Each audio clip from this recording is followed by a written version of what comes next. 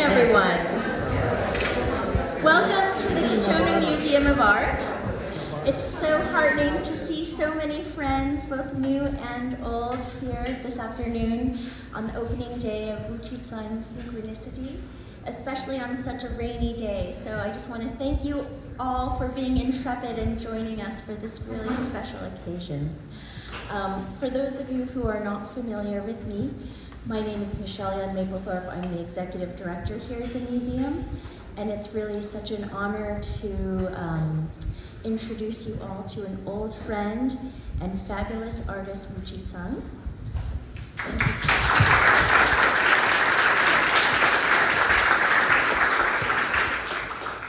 Chi-Tsung is joining us from Taipei via Ibiza, and as you'll find in the course of our conversation, he's truly a global artist with a visionary international reach, and I'm excited to share this exhibition.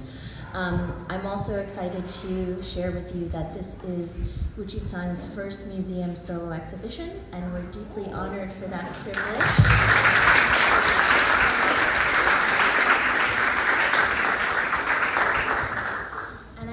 To take a couple of minutes also to acknowledge the supporters who made this exhibition possible. I want to thank our incredible staff, our small but mighty team, Nancy Hitchcock, our registrar, who designed and installed this wonderful exhibition with our team, Emily Handlin, our associate curator, who worked closely with me to realize this, Margaret Adasco, our curator for education, and Emily Altman, our education coordinator, who developed and realized the beautiful complementary exhibition, The Bluest of Blues, that focuses on cyanotype. So I do hope that you'll get a chance to see that wonderful presentation before you leave. I'd also like to thank the Sean Kelly Gallery, and particularly Jeffrey Grove, who's with us this afternoon. Their partnership in helping us to secure some of the key private loans was instrumental in making this exhibition possible. So I want to just acknowledge those quick supporters in terms of making this exhibition possible. And most of all, I want to thank you, Chi-Tsung, for your vision and for your partnership to make this possible from afar. For those of you who are not familiar with Chi-Tsung's work, he was born in 1981 in Taipei, where he continues to live and work.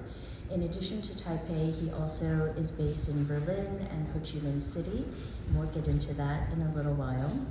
Chi-Tsung graduated from the University of Taipei Fine Arts in 2004 with a degree in oil painting, which we'll also get into a little bit. And since then has really grown a prolific and wide-ranging practice that spans across photography, installation, video work, painting, and much more. So with that, let's start off our conversation. So I think one of your statements, Chi-Tsung, that you have said that really inspired me, and I think that was really the impetus of this exhibition, was this idea that the best works always come from some kind of coincidence. And the title synchronicity comes from a Jungian term, or the Jungian definition of synchronicity, where you are experiencing a phenomenon from the external world that meaningfully coincides with a psychological state of mind. And I think that really resonates so well, I think, with your philosophy in making art and the way that in particular the Cyano-Collage Series has come about.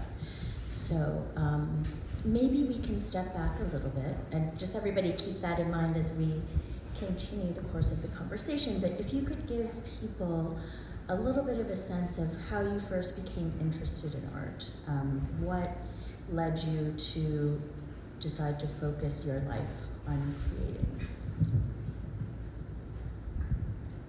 Thank you, Michelle. I really appreciate everybody to come over. I'm really surprised so many people would come for this. Yeah, really, really amazing. And this is a wonderful experience for me to be able to have my first museum solo here. I started to do exhibition in the museum, even internationally, started from 2002. I was still in the university. Till now, it's over 20 years. And this is my first museum solo, and really mean a lot for me. And just simply this room, this series of work I started from 2016, and I never see all of them cross many different years, different stage of this series, all get together.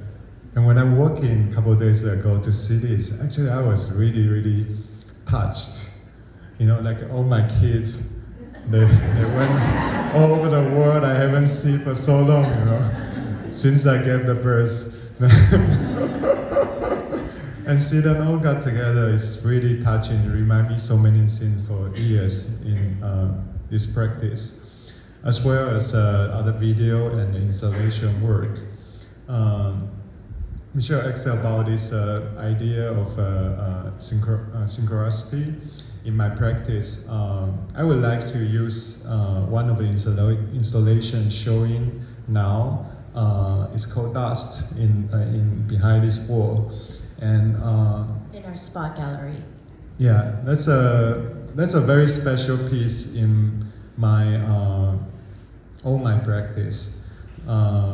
It's very simple work. Just use the camera and projector and camera to catch the dust in a space real time and project it look like a universe. And this is the fattest work I ever met.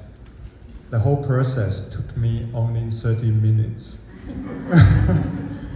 There was one in a summer night in Sheffield, in England, and I was doing residency there. And that night I just, with the camera and projector, I was playing some feedback. We call feedback is the camera shoot to the projector or TV and connect it to that real time. A little bit like a two mirror face to each other. So you will see like endless space. This is like an old trick of the early video art, and till now we all like to play that. So I was just playing that.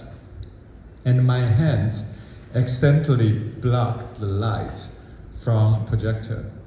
And I saw some little particle flying around my hand, you know, like little fairies there. I was like, what's that? It's a surprise. And I just replaced a tripod, use a tripod to replace my hand. Then I see the scene I saw in like less than half an hour. So the structure of the work is done like immediately. And of course, it still took me some time to improve like technical part and equipment and do more research. But basically, the structure only done within half an hour, which never happened again, never, only the once. But I would like to use this to say, to explain this very extreme situation. I feel that work, it wasn't created by me. I was just the one lucky to find it. And that's something very different. We think about artists and artist practice. In many times we are, artists could be, the king in your kingdom. You could do whatever you want. So your ego would grow really, really big. But the funny thing is, I found the best work for me is always some work that's unexpected. It's like the moment you kind of let go, you don't have that strong intention to achieve whatever. You were like having fun, you were playing. And at the moment, I feel my sense could be really, really open up and really, really see things happening around. But I have to say, it's kind of rarely happen. We still have to go to studio every day doing another routine works. But it's kind of waiting for that magic moment happen. And that moment I could really feel so free. Really free from everything think about this, how could we create? We see everything the same, we read everything the same, we experience like similar life. But what really caused us could jump out from this box? I think there's a lot of things, it's just like a coincidence, like this synchronicity when it happened. But I believe it happened to everyone, every moment around us. But how we could polish our sense and could be free to kind of see them, I think it takes some practice. And when I was doing the video or installation, there are few experiences like dust, as something come out that's totally unexpected and help me to kind of jump out. But here this series, in a cyanotype, there are two series, one called wrinkle texture. Usually it's a mount on a hanging scroll. There are two scrolls in the... In the writer gallery, there's 2 examples that you can see after the talk. Yeah, and that's the original idea. I use Shen paper, the Chinese paper we do calligraphy and ink painting. Some people call it rice paper, but I try not to use that word because you may get confused with summer roll kind of thing. Not that rice paper, okay, nothing about real rice. It's just a paper we do painting. And because the paper is designed for ink, so it could show a very, very subtle tone and a very, very sensitive and very delicate material. And I found it could also approach, shows very, very good detail and tone and color on cyanotype. So I developed this way, I spray cyanotype on the Shen paper, then crumble the paper, put on the sunlight to expose. So it's just like this wrinkle, there are more light. This part will burn to become deep blue, and some part folded inside without light, it will remain white. So all these things are actually just random texture under the sunlight. It's not painting. I'm not very good at the brush work, so I have to find out a way to do this. And maybe, Chi-Tsung, let me just jump in. For those of you who are not familiar with cyanotypes are, it's a photographic process that was founded in the mid-19th century, where you take, generally with paper, but you can do it with fabric as well. As Chi-Tsung does with the Schwan paper, you put photographic emulsion on the surface, and so the sunlight is the key aspect of it. So it's a unique process, like a photogram, and then you put it in, kind of the stop bath and the fixer, and then it's actually a photograph rather than a drawing or a painting. So just for context, that's what you're seeing here. Go ahead. Sorry. Thank you.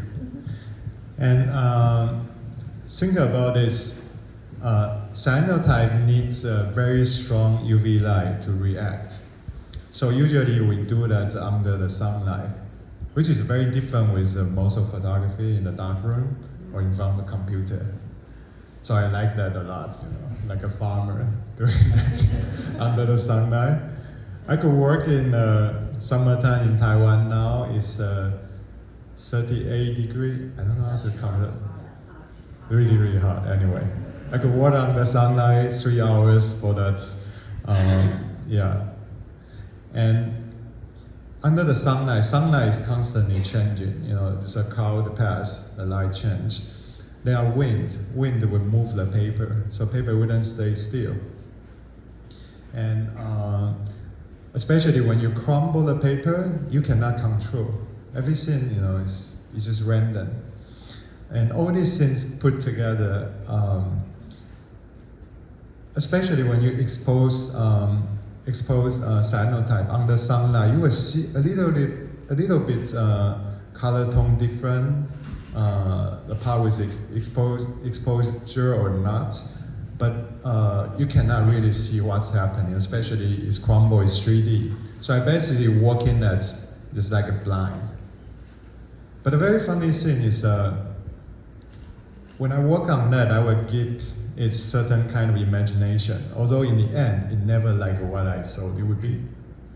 But without imagination, that usually is really nothing, really shitty. So, so that process is kind of make me throw myself to a territory which is totally unknown.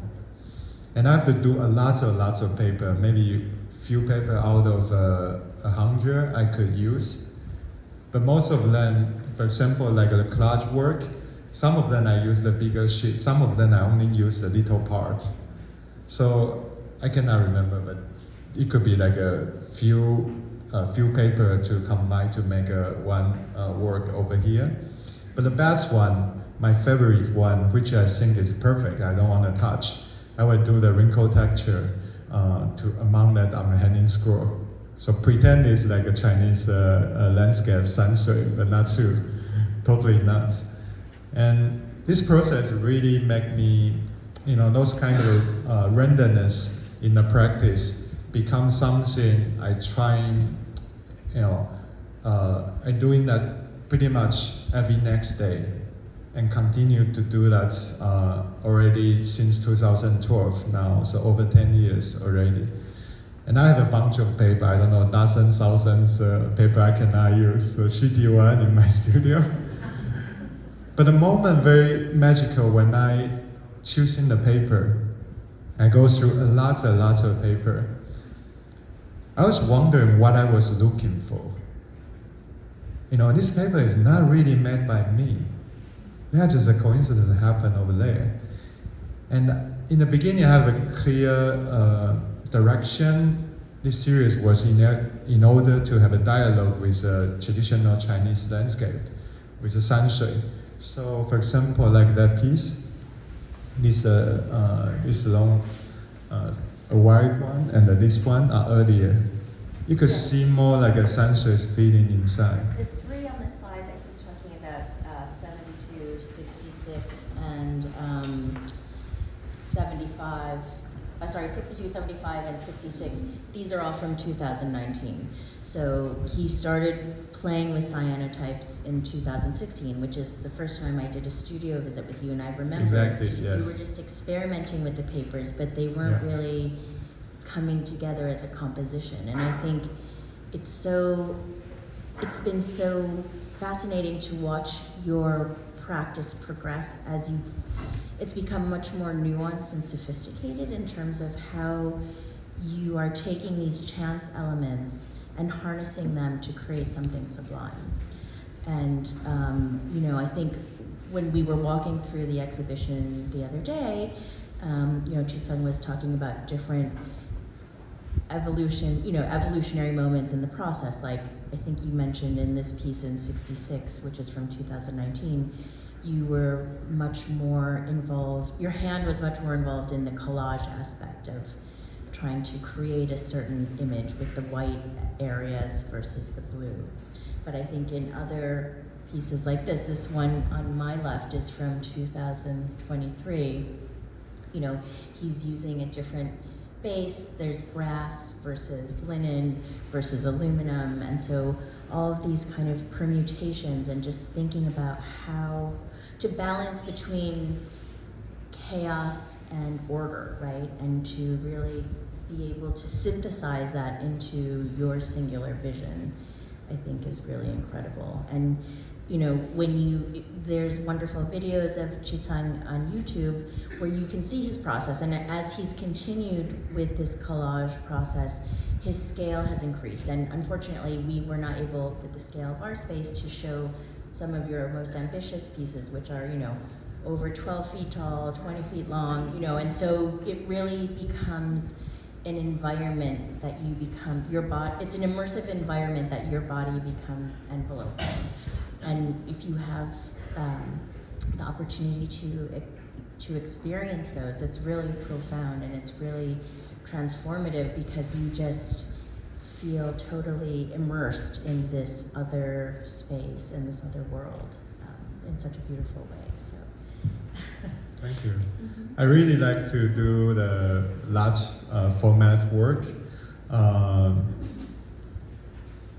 I'm also a rock climber. I like to do rock climbing a lot. So when I work on this, I always see, where I could go up, I could climb up. And when I do like a large format one, wow, I feel like I'm like in Yosemite, the big wall. And I always imagine myself in that space. It's actually just like a traditional Chinese landscape. When back to old time, when the painter paint that, those people, they are literate, they study Confucius philosophy, they have a duty for the society, pass the exam and to be the government stuff. But they don't have like a personal, how to say, because all you think you have, you serve the society, you serve the empire. So art for them is a way out, is their escape. That's why they draw sunshine, because you want to project yourself in that ideal world. And I really feel the similar thing when I working on this, although I am not using a brush anymore. Because I feel nowadays, like a calligraphy, we don't, not just Chinese brush, we don't even use a pen so much nowadays. Those things we cannot relate. That's why I'm trying a lot in this image-based media, photography, video, or like an installation with light and shadow. I'm trying to have the dialogue with this tradition and continue some of the aesthetic, some of the philosophy, some of all this beautiful idea and atmosphere in art tradition, but which probably we feel really far away nowadays. And I love both. I started learn painting since I was a kid, all this very academic training. But at the same time, I do kind of a contemporary art practice. So I think maybe I could be the bridge, because I love both sides. Maybe my practice hopefully could be a bridge to link them together. So we may have a different access to see and continue those beautiful things in the past, but in a new way, it could still continue to grow. So that's something really, really always in my mind around all my practice. And just to give a little bit of background also, Shan Shui painting, which we keep referring to, literally translates to mountain water painting, and so it's a type of landscape where is the still life video installations in the writer gallery are more referential to, I would say, gongbi, right, or kind of still life, very precise Chinese painting. I mean, not completely, so don't take it so literally, but I think what is so interesting about what Wu Chi-Tsung has just shared is that, traditionally when you experience and when the painters would create hand scrolls at least, which, you would look at from, they have a relationship to your body because oftentimes they were so long, you would roll them out and experience them incrementally, so there's a cinematic aspect to it, and that you are reading it through time, but then also through space as well, and there's really a direct relationship to your body, and I really find that in so many of your works, Chi-Tsung, both the collages, but then also in the video works too. There's such a cinematic aspect to it, there's such a physical, visceral relationship to the viewer's personal experience and their physical reading of the works. And I think you can really see that in The Landscape in the Mist, which is the video installation across the hall from 2012, that, he's creating this very mysterious landscape in real time. The thing with Chi-Tsung's video works is that they're very authentic. There's no manipulation, there's no post-production, it's all just what you're seeing. He's just literally synthesizing and translating what you are seeing in the real space in real time. And I just think that your ability to seamlessly kind of harness centuries of Chinese traditional painting into a very sophisticated contemporary language is really so unique and so beautiful. Like it's, you know, if people didn't know that you were a Chinese artist, I don't think they would necessarily relate. You know, I mean, maybe some people, if they have a background of Chinese painting, would think that, but I think there is a universality of the experience, but just the way that your global experience, like, you know, growing up in Taiwan, studying at a young age traditional Chinese painting, but then in college studying oil painting and mixed media, photography, video, you know, you're able to internalize and then just kind of create this whole hybrid language. Thank you. And so maybe we can talk a little bit about that global influence, because you also have spaces in Berlin and Ho Chi Minh City, and I wonder if being geographically in different locales shifts the way, your perspective and the way that you're approaching the artwork.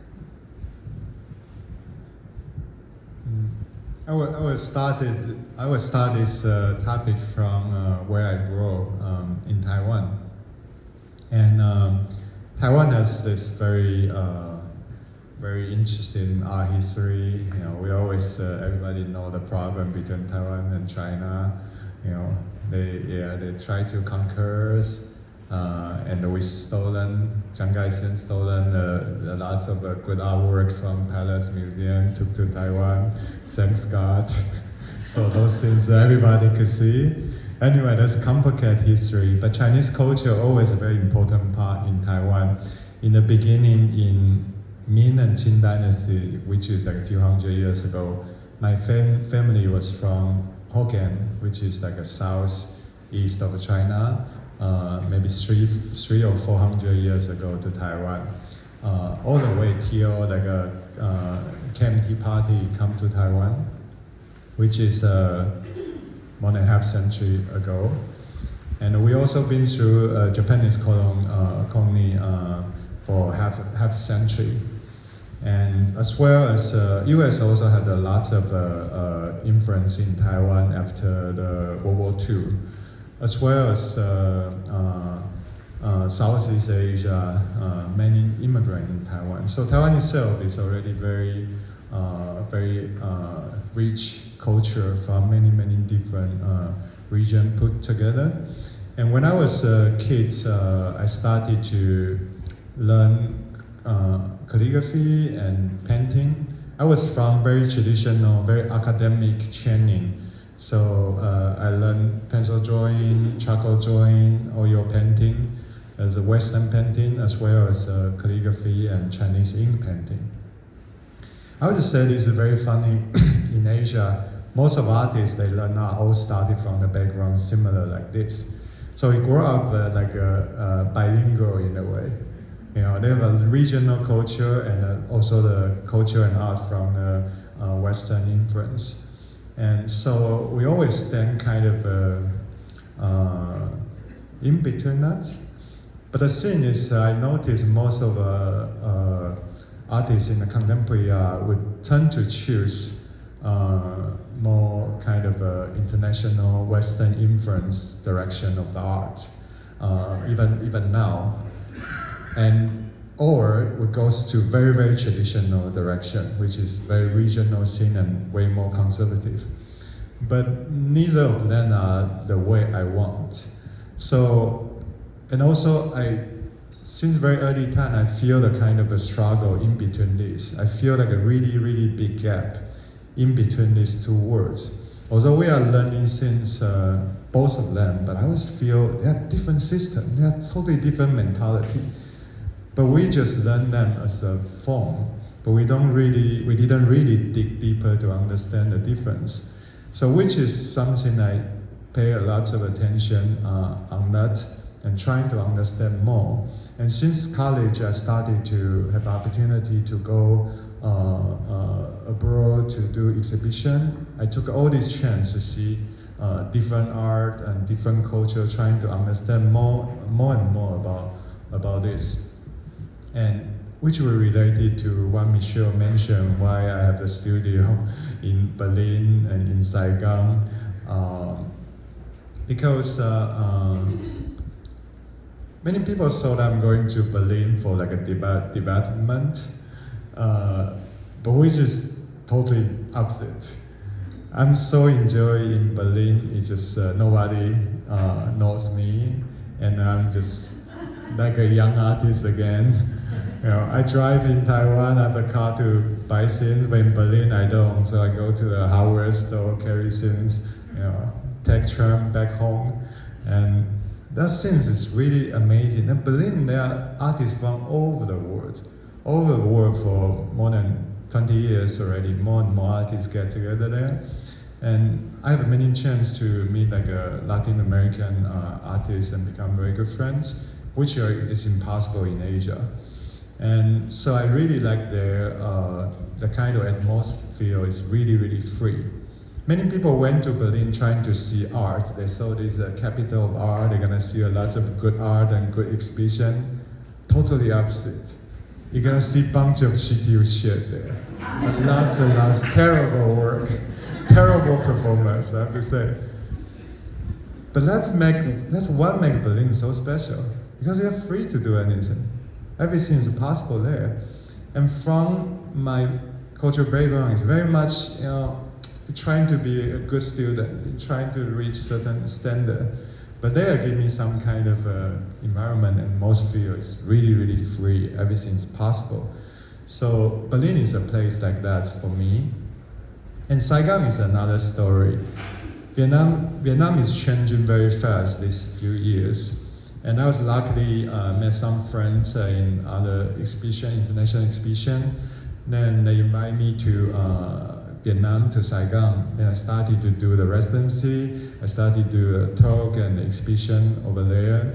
Then in the end, I set up a studio there with friends. In Taiwan, I would say the best timing was after the release the martial law, which is end of the 80s and beginning of 90s. That's the moment the society is really, really active at the most fun time. But you know, I born 1981, so I totally missed that party. And you know, even Berlin, the best timing, when I went there first time in 2017, is already passed. Party already over. And I feel that in Vietnam, there are things happening. We could easily go anywhere to see the very, very, very developed environment, you know, very complete with the whole infrastructure, great art museum, gallery, all kind of show in many big cities. But there are not much chance. You could go somewhere, all these things just started. And you could really see, there's a small circle, you easily to know everybody.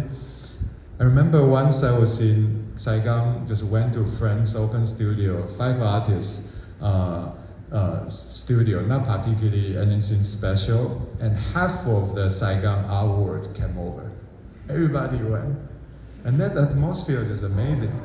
And everybody are very exciting, seeing things happening. And those things is really inspire me a lot. So I keep went back and collaborate with friends there and join the collective over there. Just not particularly for any reason, just to see the things happening there, to experience something that I'm curious. I never. From the ground up. Yeah, exactly. Yes. To be there from the nascent moment to see how it flourishes, right? Yeah. And so, Chi-Tsung, just, you know, having this possibility to see such a, you know, retrospective in terms of the different periods and the different evolutions of your practice in this exhibition, you know, does it inspire any thoughts for a new direction? Or, you know, could you share a little bit with the audience what you're thinking or what you're working on now, or kind of how you want to move forward with your practice?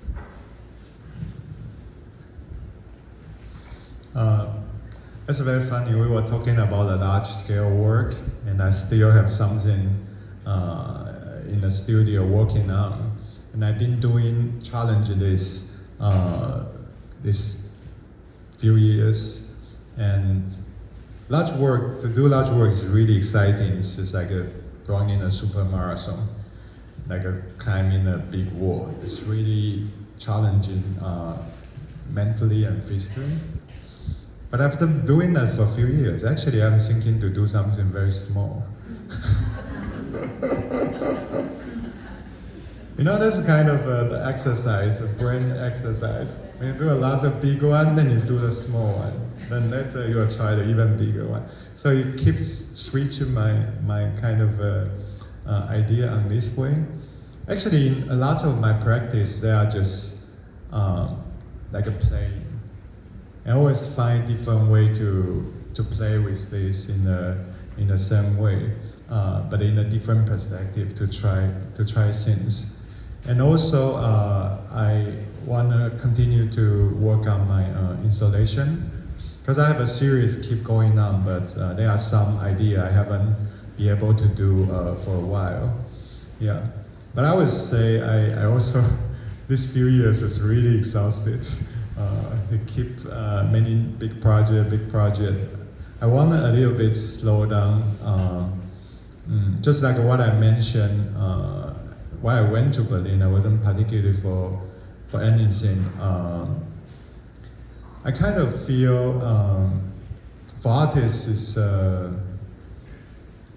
career pace is very tricky. You want develop, you want more opportunity, you want be able to realize your bigger dream. But at the same time, I always remember when I was in the university, although I was from oil painting department, but I barely do oil painting. Maybe 3 only in 5 years. And I was doing a lot of video. You know, I learned painting since I was a kid, but I grew up in a special art education program in Taiwan in junior high and senior high. So basically, every afternoon, we were doing painting, all different kind of painting training. And those, you have to pass the exam to join those programs, and then they are really terrible training, I have to say. You know, I practice like to draw a portrait in like 1 hour, and because the exam is only 1 hour, and you practice the technique a lot, but it's only about the skill, not much about the inspiration. And I love painting a lot since I was a kid. I was a difficult kid, you know, like ADHD, running around, cannot control. Till my mom found the only way make me sit down and calm down, just give me pencil and pen. And I could sit there the whole day, just, you know, in my own words. She didn't expect her son would become an artist, totally. And I always remember that feeling, you're so free, you have something you want to express, you want to do that. But after that few years, I think till the college, I already had education like this, almost 10 years, practicing this painting technique. I could grab a pen, you know, without thinking and draw anything easily. But I feel, when I was in art school, I feel so lost. I feel I don't know what I really want to paint. You know, we are training, people tell you what to do. Till Sunday, you can free to do whatever you want. Then I didn't know what to do. And I grab a brush, I grab a pen. I just repeating my training that already in my body. I cannot remove them. I got really lost in the first 1 or 2 years. Then I met an artist, Wu Chi-Tsung, which is the pioneer experimental ink artist, also very important critique in Taiwan. He wrote an article called Western Art Made in Taiwan. And that was crazy. In 90s, he wrote that in a art magazine, and he named which artist in Taiwan copied which artist in the Western world. And that created a huge chaos in the whole art world, and a big argument about that. But I have to say, I think that's the best time in the Taiwanese art world, because people really think about it and really talking all this very direct and very genuine. And I met him. I didn't that interested about calligraphy and Chinese ink painting before because like practice calligraphy. Why I need to copy the other one's words? Why can't I write my own words? I have this question since I was a kid. But his perspective of Chinese arts really changed me how to see this. So because of him, I started to go through all the Chinese art history, and I found interesting about ink art in an experimental way. Then I meet another teacher, Yuan Guangming, which is a pioneer video artist in Taiwan, and he gonna represent Taiwan in the Venice Biennale next year. And he is the reason I started to do video. I remember when I first used the video cameras to shoot something, I feel so free because I didn't know anything about video art. I just carry the camera and go around, shoot whatever I want to shoot, and go back home, do the edit, sit a whole night there, play whatever scenes. I feel like in the beginning I started to do painting. And that period of time I shoot so many rubbish, terrible video. I have many memories from movie, from music video, from whatever. Then I just trying to copy that. Then I throw it away. Then I try another idea. Then I throw it away. And that time it really inspired me to do all these image-based practices, all from that time. And so I look back now. I think there are certain period of time really kind of a transition and really open up myself. And after these 20 years, like a more professional artist practice, we need to learn a lot as an artist, you know, like from your own arts in a conceptual part to very practical part, technical part, all these things, all the way to the management, to administration, to like how to work with a gallery, how to work with an institution, how to work with our words. You need to learn a lot of things. And that's not that easy. It took a lot of effort. And I kind of feel for a long time I lose some kind of sensibility from very beginning and the kind of excitement. And I feel now somehow I gradually come back. And after a period of time, I gradually feel the kind of sense and the kind of open-minded feeling and more like a cheerful, playful kind of feeling gradually come back.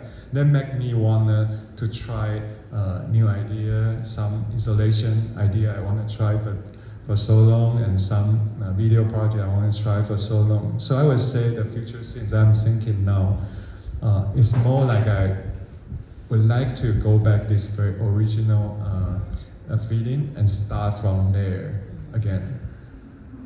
Thank you, Chi-Tsung. Well, we can't wait to see where it takes us all with you. So thank you so much for sharing your thoughts.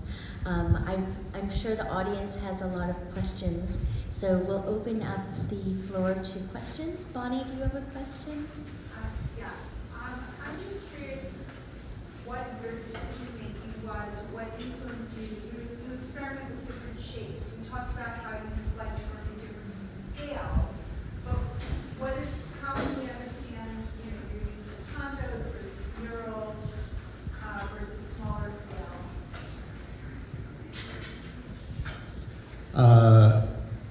Like the Tendo, I first got this idea is from Chinese garden. I always have this round window, and I love it. That shape is also from Chinese garden. And I also have a few work like a Chinese fan shape. And that's actually not a real fan proportion. I totally copy the way they do in the Chinese garden and exactly proportion. I was trying to change a little bit. Then I realized these artists long ago, they done everything. So on the easier way, I just, steal their idea, and that's the best. Yeah. A related question is, you use different materials to base the collages on. And prior to seeing them live, I had thought that perhaps whether it was brass, aluminum, or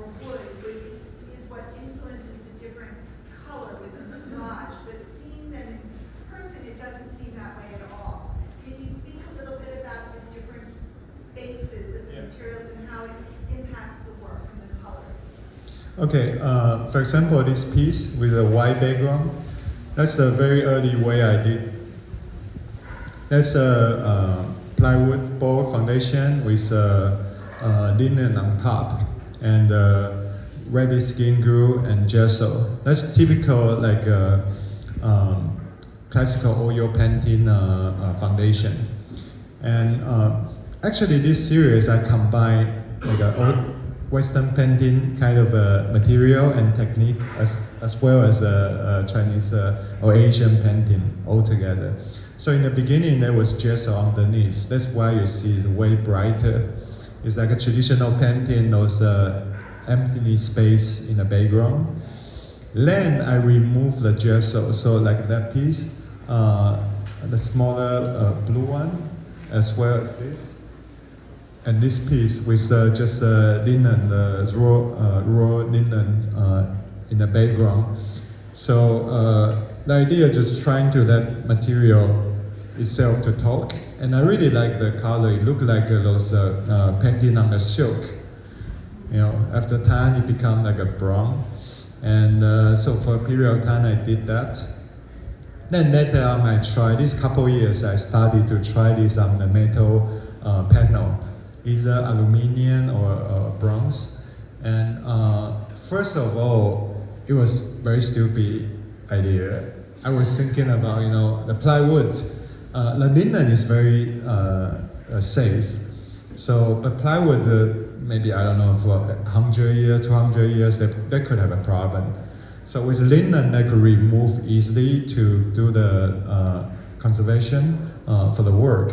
I was thinking, what if I use a metal panel, which is more stable? So I tried it on the aluminum, and you know, on the aluminum, there's some scratch, it's really annoying. So I'm just trying to remove them by sanding. Then I found those, when I sand it, it gives some kind of a texture and it reflects the light. Just like all this work. In the end, I use a scouring pad, you know, like washing the pen. Very, very easy, you know. And so I did some, like a scratch, then I step back to see in a different light, we reflect differently, so you feel the sky is really changing, and it really feel more, have the kind of interact with the space.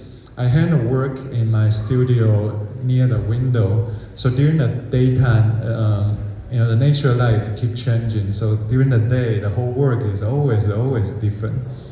And I really, really like it. And also, I feel, in a sense of painting, it's kind of changed something. It kind of like installation, you know, have the relationship with the space. So gradually, I'm trying all this kind of different idea. When I try like with a white background in the beginning, those looks foggy parts, those mountains far away. It's actually, I use a layer and layer of a sham paper to create that.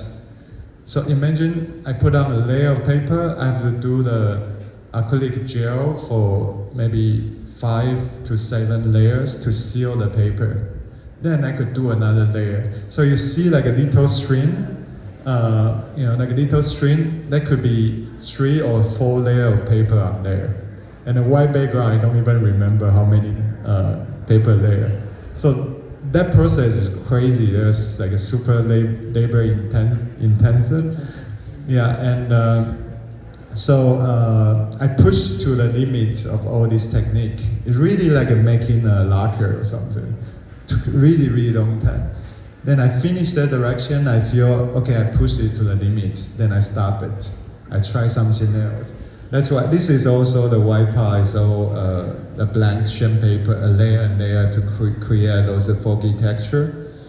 Then later I just simply use very, very thin white acrylic color only. I only touch a little bit because I feel this paper, this composition not really done by me. There are many randomness, light and shadow under the sunlight. What I did is more like a choose the interesting part. And I see the possibility of the space. So I try to do as less as possible of my own touch, just simply to bring out what interests me, my imagination on that, but try not to push too much. That's why the direction from more Chinese traditional painting could be more open. For example, like that aluminium one. It kind of a more abstract in a way. It could be mountain, it could be a sea wave, or it could be just abstract. And I didn't touch much, so very, very thin white painting only. But that hopefully I wish it could give more imagination, more space for audience. They could imagine whatever, they could project whatever they want on the work. So every period of time, from material, from technique, all the way to the concept is keep shifting, keep changing. Thank you. Other questions? We have one here in the front. I don't know if it's a question, but it's an observation. Your technique, which I'm fascinated with, is very organic. It's like you put yourself, whatever your preconception is, you look at the materials that you're working with, and if something else arises, then you go with it. Like with the steel wool. I mean, who would ever thought that an artist would use steel wool? Also, the way you said that you kept using the acrylic, I think it was acrylic, did you say? And it was almost like a Western technique, the glazing. I mean, you've got layers and layers. I did one glazing painting in my whole life, and I said I'd never do it again. I totally get you. No, I don't want to do that again, no. That is so time-consuming, but Thank it's you. a beautiful effect, because you get variations and a depth that you wouldn't get any other ways. Thank you so much. That's a wonderful Thank you. observation. I think we have another question here on the other side of the room. Hi there. I love the use of sun and light, the process you take. I mean, it's really terrific. I wondered how you use that in your video, and if you can explain the process a little, because the background is all fog and the flowers slowly appearing. How do you actually achieve that, and in what context do you actually take that video in? Okay, those videos are actually very, very simple to shoot, very, very easy way. There are two videos in another space, and the one projection in the back, the bigger one. But three of them were shooting in the same way. I put the plants like this, plants down, and the camera from the top. And in the beginning, the plants was under the water. And there are some white pigment, the neutral pigment in the water, and a very, very bright light underneath. So it created a kind of a foggy texture, and I control the water level gradually go down.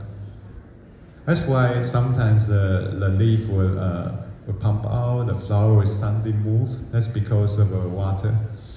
And so I showed that, I think all of this video are real time, I didn't do anything.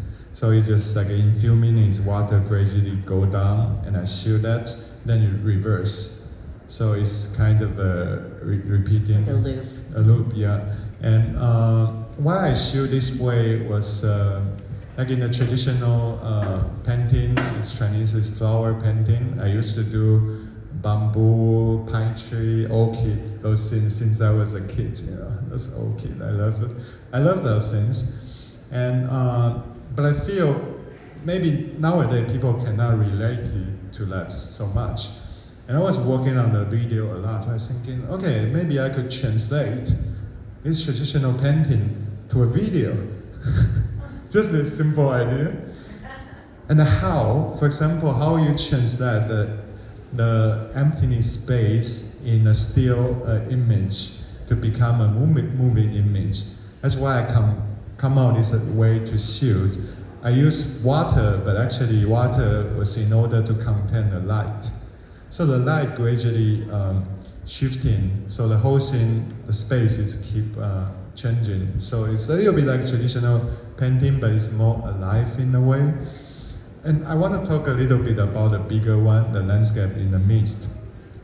That work is actually when I was shooting a still life, I keep thinking about one painting I really like. I saw that when I was a kid, which was Louvre Museum had an exhibition tour to Taiwan.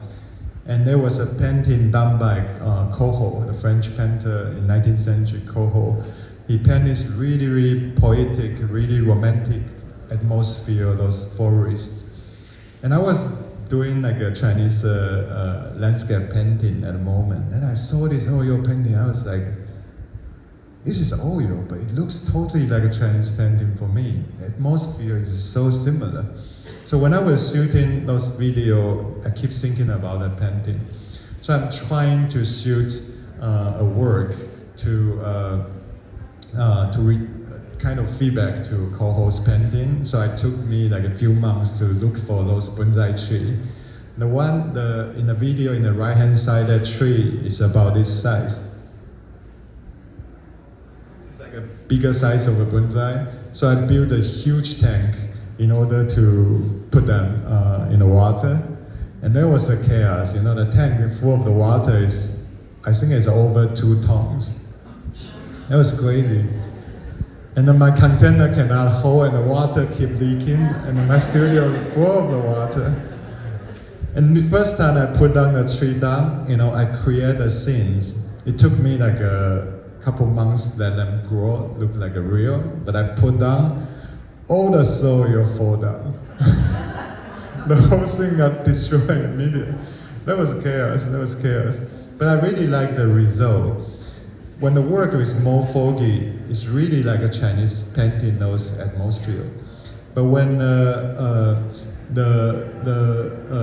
forest gradually revealed, it's getting more and more like a Coho's painting. And to me, there's like a no boundary in between. There are no really clear like Eastern painting or Western painting. No. There are no boundary. It really depends what's your perspective. And I like that kind of feeling. There are no really separation over there. Trying to find something, a link, as I said, trying to find a bridge to connect all these things together. I think we have time for one more. The back in the hat. Miss, what was your name again? I'm sorry. Michelle. Michelle. So, I believe she said, and I see it too, that a lot of your work kind of has like this balance of chaos and order, kind of. I believe you said that. I see the same thing, honestly, when I see a lot of these things. And I was wondering if that was something intentional when you were putting these images together, or if you see the same way, and you kind of have that. Because I kind of see that. I just wanted to know if that was your intention. You say you like rock climbing, so when I see these things, I see that obviously that was intentional too. So. Yes. This paper are really selected, but most of paper are not like this. There are no interesting structure there. So to me, it's very interesting. I go through lots of paper.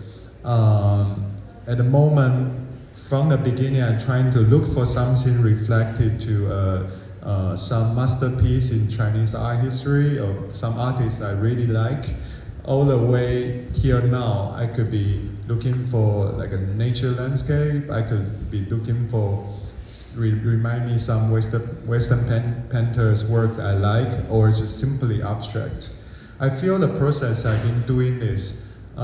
Trying many scenes, every time seeing different paper and keep thinking about this. I feel I learned so much from all this randomness.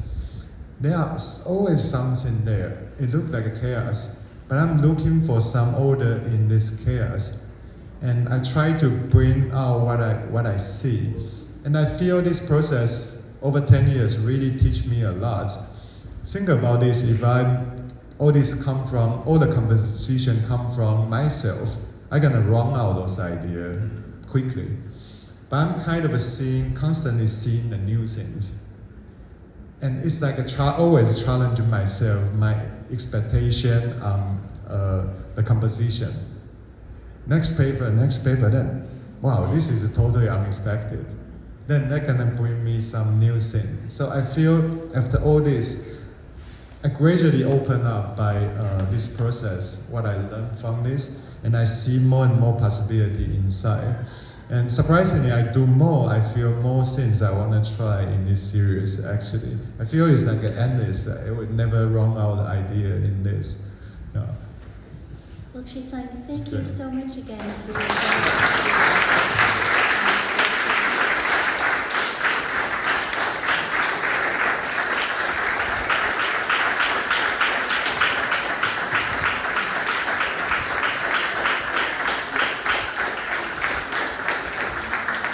And thank you all again for taking the time to join us.